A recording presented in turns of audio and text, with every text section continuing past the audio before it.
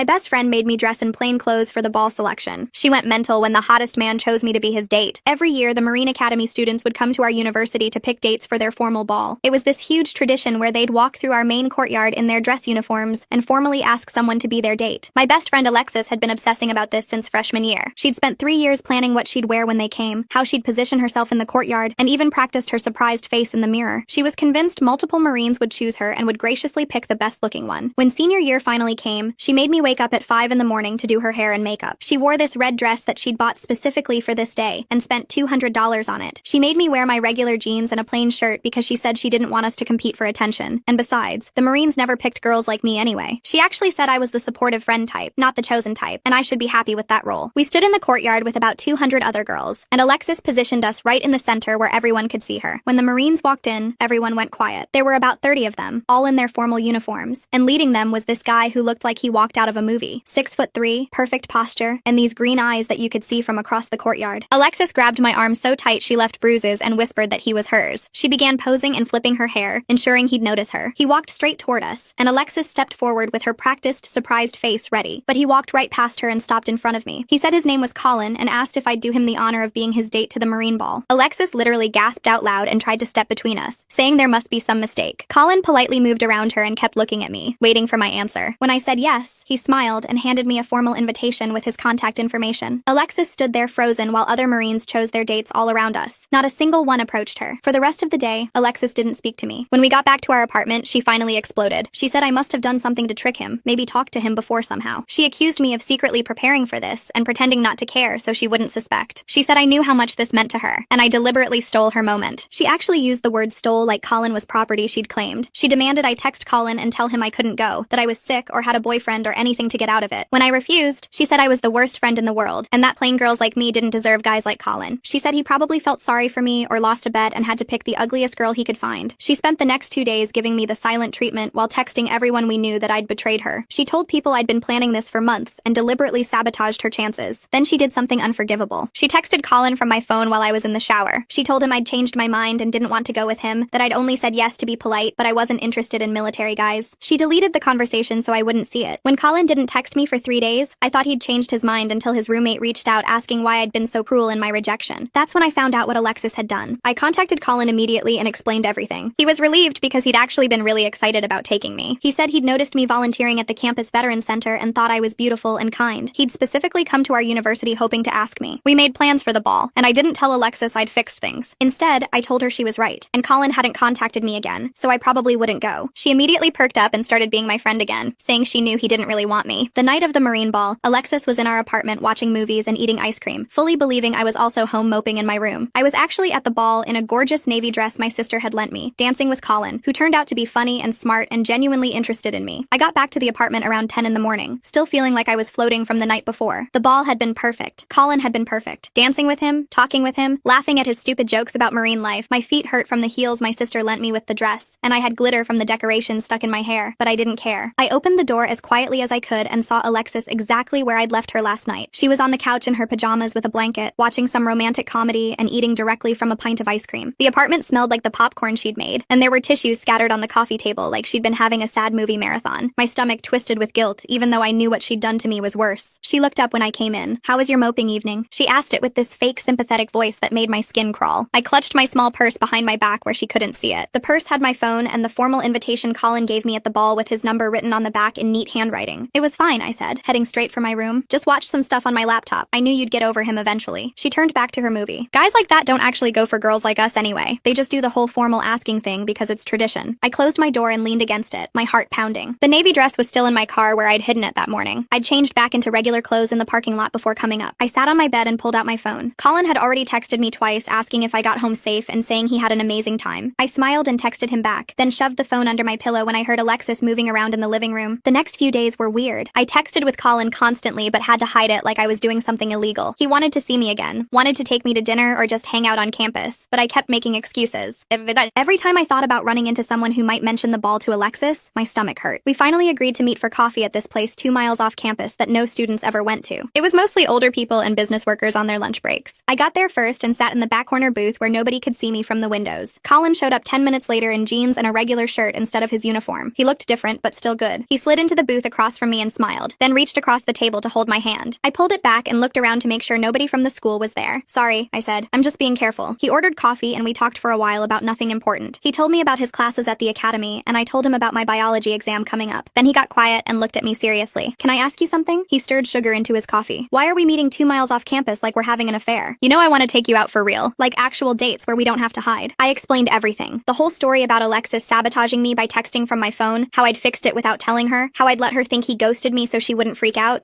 I told him about lying to her about not going to the ball and how she still thought I'd spent that night alone in my room. Colin listened without interrupting, his coffee getting cold in front of him. That's really messed up, he said when I finished. What she did with your phone. That's not what friends do. I know. I picked at my napkin. But if I tell her now that I went to the ball and we're seeing each other, she'll lose it. She'll make my life terrible. We live together and share all the same friends. Colin was quiet for a minute. So you're going to keep lying to her? For how long? I don't know. Until I figure out what to do. He reached across the table again, and this time I let him take my hand. I get it. Toxic friendships are hard. I had a buddy at the academy who was like that. Always competing with me. Always making me feel bad about myself. But here's the thing. You're letting Alexis control your life even though she doesn't know she's doing it. You're hiding and sneaking around, and that's not fair to you. Or to me, honestly. That hit me harder than I expected. He was right. I was still letting Alexis dictate what I could and couldn't do, just like I had been for 3 years. I just nodded and stared at my coffee. A week after the ball, Colin texted me saying his sister was visiting campus for the day. Her name was Margot, and she was 2 years older than him, worked as a teacher in the next state over. He really wanted me to meet her and suggested lunch at the student union. I almost said no because the student union was right in the middle of campus where everyone ate, but something about the way he asked made me agree. I met them at noon. Margot had the same green eyes as Colin but darker hair, and she hugged me like we'd known each other forever. We got food from the cafeteria line and sat at a table by the windows. I kept looking around nervously, expecting to see Alexis or one of our mutual friends. Colin says you two had a great time at the ball, Margot said, biting into her sandwich. He wouldn't shut up about you for weeks before it. Really? I looked at Colin and he shrugged with this embarrassed smile. I told her about volunteering at the Veterans Center. He'd noticed me there months ago, apparently. Margot listened and asked questions about my major and my plans after graduation. She was easy to talk to, the kind of person who made you feel comfortable right away. Then she noticed me checking the entrance again. You okay? You seem nervous. I explained the Alexis situation, the whole thing from the beginning to now. Margot's expression changed as I talked, going from interested to concerned to almost angry. Let me get this straight, she said when I finished. This girl made you dress down so you wouldn't compete with her. Then when a guy chose you anyway, she sabotaged you and has spent years making you feel like you're not good enough, and you're still protecting her feelings? When she said it like that, it sounded insane. I know it's complicated. It's not complicated. Margot put down her fork. Real friends don't spend years making you feel less than. They don't manipulate you or tear you down. And honestly, sometimes the trash takes itself out. You just have to let it go. Colin nodded in agreement. I sat there feeling like they'd both just said something obvious that I'd been refusing to see. We finished lunch and I walked out with them, and that's when I ran into Dominic from my dorm building. He was with his girlfriend Sarah, both of them heading into the union as we were leaving. Hey, Dominic grinned when he saw me. You looked amazing at the ball the other night. I didn't know you and Colin were together. My stomach dropped. I could feel Colin and Margot both looking at me, waiting to see what I'd say. Sarah nodded enthusiastically and said something about how cute we looked dancing together. Thanks, I managed. Can you maybe not mention it to anyone though? It's kind of private. Dominic looked confused. Why would it be private? Everyone thought you guys looked great together. Half the people there were talking about it. I just would appreciate it if you didn't bring it up, please. He shrugged. Okay, sure, whatever you want, but it's not a secret. Like, people were posting pictures and everything. They walked into the union and I stood there feeling sick. Colin touched my arm gently. It's going to come out eventually, he said. You know that, right? I knew. I just wasn't ready for it yet. 2 days later, I was sitting in my biology lecture trying to focus on cellular respiration when my phone started buzzing in my bag. I ignored it at first, but it kept going. Buzz after buzz after buzz. I pulled it out under my desk and saw 12 texts from Alexis. My hands started shaking as I opened them. The first one just said, "What the fuck?" The second one was a screenshot of an Instagram post from someone at the ball. It was a group photo and I was visible in the background in my navy dress, Colin's arm around my waist. We were both smiling. The photo was tagged with both our names. The next 10 messages got progressively angrier. She asked why I lied, called me a snake, said she couldn't believe I'd betrayed her like this. The last one just said we needed to talk immediately. I couldn't focus for the rest of class. The professor's voice became background noise while I stared at my phone, watching the messages keep coming. By the time class ended, there were 20 texts. I walked back to the apartment slowly, taking the long way, knowing what was waiting for me. Alexis was standing in the living room with her arms crossed when I opened the door. Her face was red and her eyes looked wild. Why did you lie to me? She didn't even say hello. You went to the ball. You went with Colin. And you let me think you stayed home feeling sorry for yourself. I tried to explain. I told her about finding out she'd texted him from my phone, about fixing things with him, about being scared of how she'd react. But she talked over me before I could get 3 sentences out. You deliberately humiliated me. You snuck around behind my back and made me look stupid to everyone who knew the real story. Do you know how many people must have seen you there and then watched me talk about how Colin didn't want you? You're the one who texted him from my phone. My voice got louder. You sabotaged me first because you stole my moment. She was yelling now. You knew how much that ball meant to me. You knew I'd been planning for it for 3 years, and you just took it. I didn't take anything. Colin chose me. That's not something you can steal. The argument went on for 20 minutes. She kept saying I'd been plotting against her since the beginning, that I must have contacted Colin beforehand to arrange the whole thing. She called me a snake and a fake friend. She said I'd been pretending to be supportive while stabbing her in the back. I tried to stay calm, but finally I lost it. You sabotaged me first, I said again. You texted Colin from my phone and told him I didn't want to go. You deleted the messages so I wouldn't know. And you've been undermining my confidence for 3 years by calling me the supportive friend type and acting like I should be grateful you even hang out with me. Alexis went completely silent. For about 10 seconds, she just stared at me. Then her expression changed into something cold. You're delusional if you think Colin actually likes you. He probably felt sorry for the sad girl in plain clothes. Or maybe it was a dare. Pick the ugliest girl you can find. That's probably what happened. Something inside me broke, but not the way it usually did when she said things like that. This time, instead of hurt, I felt clarity. I could see the pattern so clearly. Years of little comments designed to keep me small. Years of positioning herself as the pretty one, the chosen one, while I was supposed to accept being the backup friend. I'm done, I said. I'm done listening to you tear me down. I'm done pretending this is a normal friendship. You don't treat people you care about like this, she laughed. You'll come crawling back. You always do. Because without me, you're nobody. I walked to my room and closed the door. I could hear her moving around in the living room, slamming things. Then my phone started buzzing again. I looked at it and saw she was posting on social media. I opened Instagram and there it was. A long, detailed thread about how I'd betrayed her by secretly going to the ball after she'd been so gracious about Colin choosing me. She made it sound like she'd been totally supportive and I'd snuck around behind her back for no reason. She carefully edited out the part where she sabotaged me, made herself look like the victim of my cruel deception. My phone exploded with messages. Mutual friends asking what happened, people taking sides. Some believed her version. Some asked for mine. I sat on my bed watching the notifications pile up and realized she was forcing my hand. I could either publicly defend myself or let everyone believe I was the villain in her carefully crafted story. I sat on my bed staring at my phone until 3 in the morning. The notifications kept coming in waves, and every time I thought they'd stopped, another round would start. I opened a blank post and started typing. My hands shook as I tried to find the right words to explain everything without sounding cruel or defensive. I deleted entire paragraphs and rewrote them. I wanted people to understand what really happened, but I didn't want to destroy Alexis publicly, even though she'd tried to destroy me. Around 4 a.m., I finally had something that felt honest. I explained how she'd texted Colin from my phone while I was in the shower and deleted the conversation. I attached screenshots showing the message she'd sent pretending to be me and the timestamp proving I was showering when it was sent. I wrote about how she'd spent 3 years telling me I was the supportive friend type and not the chosen type. I kept it factual and tried not to make it sound like I was attacking her. I read it 12 times before finally hitting post at 5 in the morning. Then I turned off my phone and tried to sleep, but my brain wouldn't shut down. When I woke up 3 hours later, my phone had exploded with responses. Some people were shocked about the text message sabotage and said they couldn't believe Alexis would do something like that. Others commented that I still shouldn't have lied about going to the ball and that deceiving her made me just as bad. A few mutual friends said we were both being dramatic over a guy and needed to grow up. One girl I barely knew wrote a long comment about how this whole situation was toxic and we both needed therapy. I felt sick reading through everything because no matter what I said, some people were going to think I was the villain. My phone rang around 2 that afternoon and Colin's name appeared on the screen. I almost didn't answer because I was embarrassed about the whole mess being so public. He asked if I was okay, and his voice sounded angry but not at me. He said he'd seen everything on social media and couldn't believe Alexis had sabotaged me like that. He asked why I hadn't told him about all the other stuff she'd said over the years about me being the supportive friend type. I explained that I'd gotten so used to her comments that I didn't even recognize them as put-downs anymore. Colin got quiet for a moment and then told me about his former best friend from high school who constantly competed with him over everything. Grades, sports, girls, even stupid stuff like who could do more push-ups. He said it took him 2 years after graduating to realize that real friends don't make you feel like you're always losing some invisible competition. We talked for over an hour about toxic friendships and why people stay in them. He said something that stuck with me, that sometimes we accept treatment from friends that we'd never accept from a stranger because we confuse history with loyalty. I felt less alone after that call because someone finally understood why this whole situation was so complicated. That evening, someone knocked on my bedroom door. I opened it expecting Alexis, but found Liliana Gonzalez standing there instead. She lived in the room next to mine, and we'd always been friendly, but never really close. She asked if she could come in, and I moved aside to let her. She sat on my desk chair and said she was glad I finally stood up to Alexis. I must have looked surprised because she laughed and said she'd been watching the dynamic between us for 3 years. She told me Alexis treated me badly, and she'd wanted to say something before, but didn't want to cause drama. She said she'd seen how Alexis always positioned herself as the pretty one, and made subtle comments that kept my confidence low. She offered to be a witness if I needed to talk to housing about the hostel living situation. I thanked her and felt grateful because I usually kept to myself and didn't realize anyone had noticed what was happening. She hugged me before leaving and said real friends build you up instead of tearing you down. The next week was exhausting. Our mutual friend group basically split into factions. Some people sided completely with Alexis and stopped talking to me in the dining hall. Others thought her text message sabotage was worse than my deception and made a point to sit with me instead of her. Most people just seemed tired of the whole situation and avoided both of us. I lost a few friends I'd had since freshman year who believed Alexis's version that I'd been plotting against her from the beginning. But I also got closer to people like Liliana and Dominic who told me they'd always thought something was off about how Alexis treated me. Dominic pulled me aside one day and said he'd watched Alexis manipulate situations for years and was relieved I finally saw through it. The social fallout felt like middle school drama, but it was real and it hurt losing people I'd considered friends. Living in the same apartment with Alexis became unbearable. We barely spoke except when absolutely necessary. She'd make pointed comments about fake friends whenever I walked through the living room. She'd turn up the TV volume when I was trying to study. She'd leave her dishes in the sink for days, knowing it bothered me. I started spending most of my time at the library or at Colin's place just to avoid being home. I went to the housing coordinator's office and explained the situation. The coordinator was sympathetic and said I could request a room change for spring semester, but nothing was available until then. She told me I was stuck in this hostile environment for another 6 weeks. I counted down the days on my calendar and tried to stay out of the apartment as much as possible. Colin invited me to a Marine Academy event 3 weeks after everything blew up. I was nervous about meeting more of his friends because I worried they'd heard about the drama. But when we arrived, everyone was welcoming and treated me like I belonged there. Colin introduced me to Declan Knight, one of his closest friends from the academy. Declan's date was friendly and mentioned that Colin had talked about me for weeks before the ball selection. She said he'd been planning how to ask me and was worried I might say no. I looked at Colin and he smiled and squeezed my hand. Being around people who didn't know about the Alexis situation and just saw me as Colin's girlfriend felt incredibly refreshing. No one was judging me or taking sides. They just accepted me as part of the group. Declan's date also said Colin had told everyone I volunteered at the Veterans Center, and that's what first caught his attention. Hearing that made Alexis's claims that he felt sorry for me seem even more ridiculous. I was making coffee in the apartment kitchen one morning when Alexis walked in. We'd been avoiding each other for 3 weeks, and the sudden proximity made me tense. She stood there for a moment and then said we needed to talk like adults. I cautiously agreed and turned to face her. She said she'd been thinking about everything, and she was sorry for texting Colin from my phone. My hope lifted for a second until she immediately added that I still shouldn't have lied about going to the ball. She said we both made mistakes, but mine was worse because I deliberately deceived her. I realized this was as close to an apology as she was capable of giving, one that still made everything partially my fault. She couldn't just apologize without adding conditions or spreading the blame around. I took a deep breath and told her I appreciated the partial apology, but I couldn't go back to a friendship where she needed me to be less confident, so she could feel better about herself. I said her years of subtle insults about me being the supportive friend type had really damaged me, even if she didn't mean them that way. She looked genuinely surprised, like she had no idea what I was talking about. She said she was just being honest about our different social roles, and that some people are naturally more outgoing and attractive, while others are better in supporting roles. She said I was being oversensitive and reading too much into normal friend observations. That confirmed everything I needed to know. She fundamentally didn't understand how her words had affected me, and probably never would. We reached an agreement to be civil roommates for the remaining weeks of the semester. No more pointed comments about fake friends. No more social media drama or public arguments. Just polite coexistence until housing changes happened in January. It wasn't friendship and it wasn't the closure some people expected, but it was livable. I felt relieved to have clear boundaries even if they weren't the reconciliation everyone thought we should have. Some mutual friends seemed disappointed that we didn't hug and make up, but I was done pretending everything was fine when it wasn't. Finals week came and went. I got my approval for a room change to a single for spring semester. I packed up my stuff the day after my last exam and moved everything to my parents' house for winter break. My sister picked me up and on the drive home she asked how I was doing. I told her everything that happened since the ball. She was quiet for a while and then said she was proud of me for standing up for myself. She said watching me accept Alexis's treatment for 3 years had been hard, but she knew I had to figure it out on my own. My parents were supportive when I got home, even though they'd always liked Alexis and seemed sad the friendship ended. My mom said sometimes friendships run their course and that's okay. My dad asked if I was sure I'd tried everything to fix it. I explained that you can't fix a friendship where one person needs the other to stay small. They both hugged me and said they understood. Having their support felt validating even though the situation was complicated and messy. Winter break arrived with the quiet relief of distance and space. Colin and I started doing video calls every few days, and those conversations felt different from any friendship I'd had before. He'd ask about my day and actually listen to my answers without redirecting the conversation back to himself. When I mentioned feeling nervous about a family dinner, he didn't tell me I was overreacting or that other people had it worse. He just said my feelings made sense and asked what would help me feel better. I noticed how different this was from years of Alexis dismissing my concerns or turning them into opportunities to talk about her own problems. One night we were on a call and I mentioned missing the campus Veterans Center where we'd first crossed paths, and Colin smiled and said he'd been hoping I'd bring that up. He told me he'd visited 3 times before the ball selection, always timing it so he could see me interact with the older vets, and he'd been working up the courage to introduce himself for weeks. Hearing that made something shift in my chest because Alexis had spent years convincing me that guys like Colin didn't notice girls like me unless they felt sorry for us. But Colin had noticed me specifically because of my character and kindness, not despite some imagined flaw. We made plans for spring semester, including study dates at the library and weekend trips to nearby hiking trails, and I realized I was building something real with someone who genuinely wanted me to succeed and feel confident. My sister came into my room one afternoon and caught me smiling at my phone during a text conversation with Colin, and she sat on my bed and said she was glad I'd finally found someone who treated me the way I deserved. That validation from her meant everything because she'd watched the Alexis friendship damage my self-worth for 3 years. Spring semester started with me moving into my single room in a different building, and the freedom of that space felt incredible. I could decorate however I wanted without worrying about Alexis's opinions. I could study without her pointed comments about how some people had to work harder than others. I could just exist without constantly monitoring whether I was being too confident or too successful or too anything. 3 weeks into the semester, I was grabbing lunch in the dining hall when I saw Alexis Alexis at a table across the room with some girls from her communications class. Our eyes met for a brief second, and we both nodded politely before looking away. No dramatic confrontation, no tears or apologies or attempts to rehash everything that happened. Just two people who used to share everything and now shared nothing. I sat with Liliana and Declan, who'd become real friends over the past few months. People who celebrated my successes instead of finding ways to diminish them. Colin joined us a few minutes later and kissed my cheek before sitting down, and I caught Alexis watching from across the room with an expression I couldn't quite read. I turned back to my friends and focused on the conversation happening at my table, instead of worrying about what she thought. Sometimes I felt sad about losing what I thought Alexis and I had, but mostly I felt relieved to be free of constantly feeling like I wasn't enough.